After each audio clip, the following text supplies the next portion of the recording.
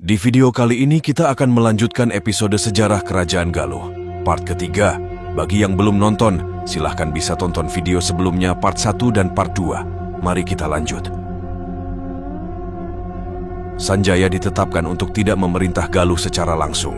Sanjaya menyetujui usul Sempakwaja Bhattara Danghyang Guru yang mengangkat Premana Dikusuma anak Wijaya Kusuma dan cucu Purbasora sebagai Raja Galuh.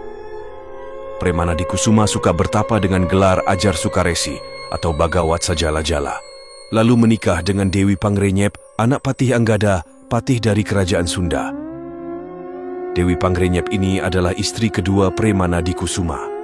Sedangkan istri pertamanya bernama Dewi Naganingrum cucu Balagantrang yang lahir pada 698 Masehi, yang darinya pada tahun 718 Masehi dilahirkan Sang Manara. Karena tidak langsung memerintah di Galuh, Sanjaya menempatkan anaknya Tamperan Barmawijaya sebagai duta di negeri itu. Pada tahun 723 Masehi itu pula, Demunawan, adik Purbasora, dinobatkan menjadi Raja Saunggalah di Kuningan. Dengan adanya pengaturan seperti itu, diharapkan korban jiwa itu telah selesai sehingga kehidupan negara menjadi tentram dan damai. Namun ternyata tidak demikian. Kedamaian hanya berlangsung dalam bilangan bulan saja. Pada tahun itu pula terjadi skandal cinta antara Dewi Pangrenyep, istri kedua Premana Dikusuma, dengan Tamperan Barmawijaya, anak Sanjaya, yang disebut juga Raja Bondan.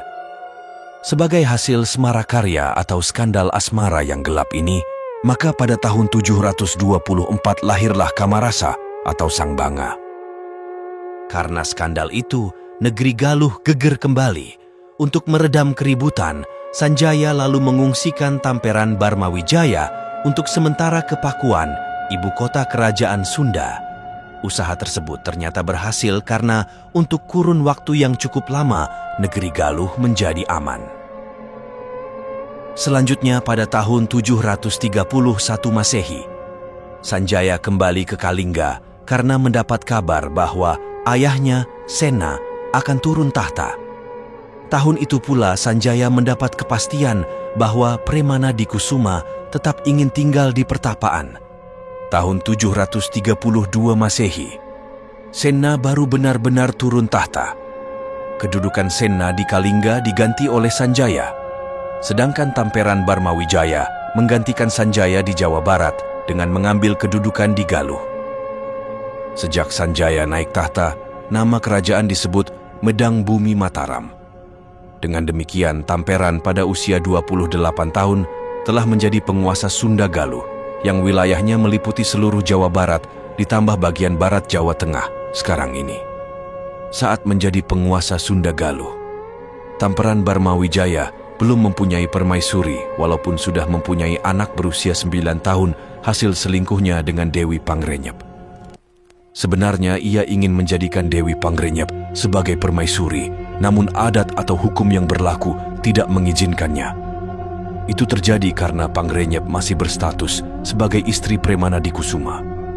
Menghadapi situasi yang dianggapnya rumit ini, rupanya gejolak asmara menumpulkan akal. Tamperan Barmawijaya tidak mau lagi berpikir panjang. Ia menyelesaikan persoalan ini dengan cara menyuruh seorang prajurit kepercayaannya untuk membunuh Premana Dikusuma, Ajar Sukaresi. Sang prajurit pergi seorang diri dengan cara rahasia dan berhasil menunaikan perintah rajanya. Dengan lega prajurit keluar dari pertapaan, namun ia terkejut saat dihadang pasukan pengawal. Ia dibinasakan oleh pengawal Tamperan Barmawijaya, Raja Bondan. Ini konspirasi tingkat tinggi di masa itu. Setelah Premana Dikusuma tewas, sekitar tahun 732 Masehi, Tamperan Barmawijaya lantas memperisteri Dewi Pangrenyep dan Dewi Naganingrum sekaligus. Dewi Pangrenyep menjadi permaisuri, sedangkan Dewi Naganingrum menjadi selir. Teknisnya dilakukan dengan cara rapi. Berita terbunuhnya Premana Dikusuma cepat tersebar di Keraton Galuh karena sengaja disebarkan. Dan dikatakan bahwa pembunuhnya telah ditangkap dan diadili oleh Tamperan Barmawijaya, Raja Bondan. Dengan demikian ia berjasa atas Keraton Galuh. Karena jasanya itu, Tamperan Barmawijaya, Raja Bondan, berhasil memperistri Dewi Naganingrum dan Dewi Pangrenyep juga berkuasa atas tahta Sunda dan Galuh. Manarah atau Ciung Wanara, anak Premana Dikusuma dengan Dewi Naganingrum, yang saat itu berusia 14 tahun, diperlakukan sebagai anak oleh Tamperan. Sementara itu Balagantrang yang pada tahun 723 Masehi lolos dari serbuan Sanjaya, telah menyusun kekuatan untuk merebut kembali tahta Galuh. Persiapan itu dilakukannya di Geger Sunten. Perlahan-lahan ia mencari dukungan, termasuk membujuk Manarah dan sekutu lainnya. Dalam kisah rakyat, Ciung Wanara dibuang dan dibesarkan serta dididik oleh Ki Balangantrang. 7 tahun setelah kematian Premana Dikusuma, Balagantrang dan Manarah beserta pasukannya menyerbu Galuh karena tidak mengira dan tidak siap. Maka Tamperan dan Dewi Pangrenyep tertangkap dan dipenjarakan. Sementara itu, Banga, anak Tamperan, dengan Pangrenyep tidak ditangkap dan diperlakukan dengan baik oleh Manarah. Bagaimanapun juga Banga adalah saudaranya satu ibu. Banga atau Haryang Banga yang berusia 15 tahun itu merasa bimbang. Apalah arti kebebasan bagi dirinya kalau ayah ibunya menderita? Dipenjara sebagai tawanan, hingga suatu malam Haryang Banga nekat melepaskan kedua orang tuanya dengan melumpuhkan para penjaga terlebih dahulu. Sang Banga berhasil melepaskan kedua orang tuanya untuk melarikan diri menuju keraton Bumi Mataram. Namun kejadian ini ketahuan pasukan Manarah dan Balagantrang. Tamperan Barmawijaya, Raja Bondan, dan Dewi Pangrenyep lari di kegelapan malam menuju Mataram. Pasukan Manarah dan Balagantrang terus mengejar.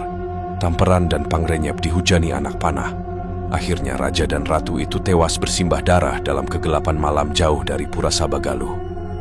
Berita kematian Tamperan Barmawijaya akhirnya sampai ke Bumi Mataram. Alangkah murkanya Raja Sanjaya mendengar peristiwa tersebut. Dengan mengerahkan angkatan perang yang besar, Raja Sanjaya bergerak dari Medang Bumi Mataram menuju Pura Sabagaluh. Namun Sang Manarah telah memperhitungkan kemungkinan tersebut dan mengerahkan seluruh pasukan Galuh di perbatasan. Dua keturunan Wretikandayun saling berhadapan, masing-masing mengerahkan angkatan perangnya. Akhirnya Gotrayuda, perang saudara, yang sangat dahsyat pecah kembali. Perang berlangsung beberapa hari, namun belum menunjukkan ada yang kalah dan menang. Akhirnya Resi Guru Demunawan dengan pengiringnya barisan pendeta turun dari Saunggalah menuju medan perang Galuh. Dengan wibawanya yang besar sebagai tokoh tertua Galuh yang masih hidup, Resi Guru Demunawan berhasil menghentikan pertempuran sehingga terjadi gencatan senjata. Dalam usia 93 tahun, Resi Guru Demunawan kelahiran Kabuyutan Gunung Galunggung memimpin perundingan perjanjian antara Sanjaya dan Manarah, Ciung Wanara di Keraton Galuh. Hasilnya adalah kesepakatan berupa pembagian wilayah.